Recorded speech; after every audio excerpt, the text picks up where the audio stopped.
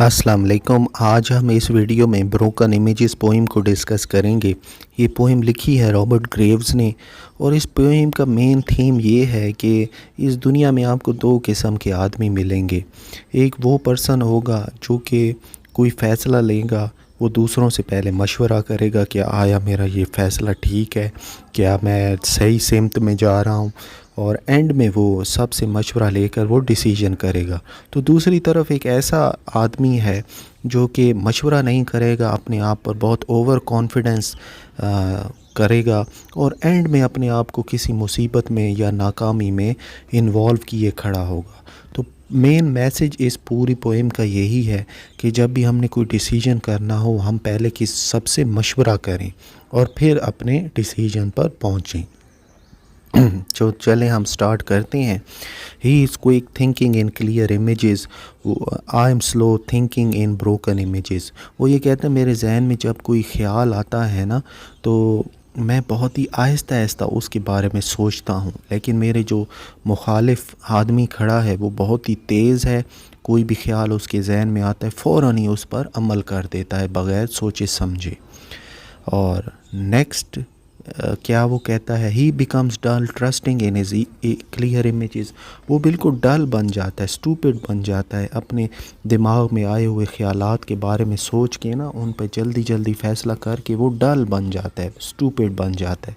I become sharp miss trusting my broken images. लेकिन मैं sharp हो जाता हूँ क्योंकि मैं लोगों से मशवरा करता हूँ, लोगों से पूछता हूँ आया मैं काम ठीक कर रहा हूँ या गलत कर रहा हूँ, और लोगों के मशवरे की वजह से मैं शार्प होता हूँ क्योंकि मेरे पास बहुत सारे आइडियाज़ आ गए हैं उस काम को करने के लिए। Trusting is images he assumes their relevance. अपने जहन में ख़यालात पे एतबार करके वो उनकी रेलेवेंस भी बना लेता है। रेलेवेंस का मतलब होता है कनेक्शन, राब्ते। वो राब्तों को भी अपने जहन में बना लेता है। Mistrusting my images I question their relevance. मैं अपने जहन में कोई ख्याल आता है ना, उस पर सवाल करता हूँ, मैं उस पर एतबार नहीं करता, मैं सवाल करता हूँ और फिर मैं दूसरों से मशवरा मांगता हूँ, दूसरों से मशवरा करता हूँ। Assuming their relevance he assumes the fact. अच्छा, यहाँ पे वो ये कहता है कि चीज़ों को ना कनेक्शन करते हुए, चीज़ों को आपस में मिलाते हुए वो अपने जहन में सच का भी अंदाज़ा लगा लेता है। फैक्ट का मतलब होता है सच। Questioning their relevance I question the fact. अपने रेलेवेंस के ऊपर मैं सवाल करता हूँ और जिस हकीकत पर मैं पहुँचता हूँ मैं उस पे भी सवाल करता हूँ कि क्या जिस हकीकत पर, जिस हल पे मैं पहुँचा हूँ, क्या ये वाकई में आखिरी हल यही है। अच्छा, नेक्स्ट वो कहते हैं when the facts fails him. जब हकीकत उसको नाकाम करती है, ही क्वेश्चन हिज सेंसेस।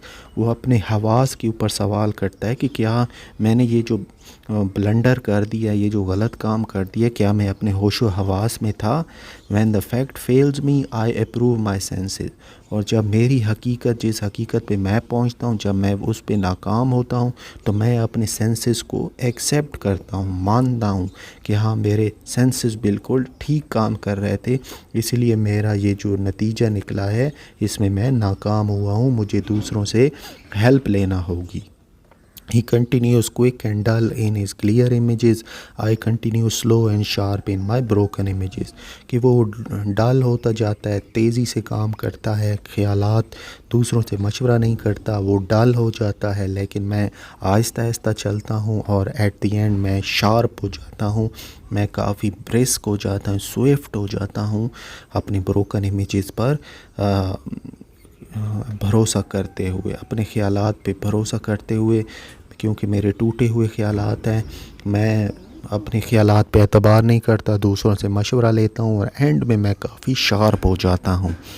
अच्छा, नेक्स्ट वो ये कहते हैं आखिरी लाइन में, he in a new confusion of his understanding, I in a new understanding of my confusion.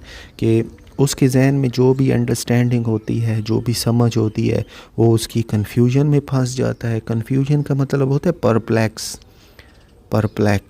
آئے نا نیو انڈرسٹینڈنگ میرے ذہن میں اگر کوئی کنفیوژن آتی ہے تو میں اس کی سمجھ تک پہنچ جاتا ہوں کہ ہاں اس مسئلے کو میں نے اس طرح سے حل کرنا ہے، اس طرح سے حل نہیں کرنا، کیونکہ اس کے پاس بہت سارے آئیڈیاز آ چکے ہوتے ہیں، مشورہ وہ کر چکا ہوتا ہے، اور اب جس خیالات پہ وہ پہنچا ہے، جس خیال پہ، وہ بالکل سچ ہے۔ اب چلیں، اب ہم سمری کر لیتے ہیں۔ پوئٹ کرٹیسائز کرتا ہے اوور کانفیڈنٹ پرسن کو، انٹیلیجنٹ پرسن کو یہ ایروگینٹ بھی کہتا ہے، جو نان انٹیلیجنٹ پرسن ہوتے ہیں وہ سرچ میں ہوتے ہیں، اور اسی لیے اینڈ میں ہمیں یہ میسج ملتا ہے کہ ہمیں ریسرچ کرنی چاہیے، انویسٹیگیٹ کرنا چاہیے، اور اپنی کنفیوژن کو دوسروں کے ساتھ ڈسکس کرنا چاہیے، اور تبھی ہم جا کر عقل مند بنیں گے اس دنیا میں۔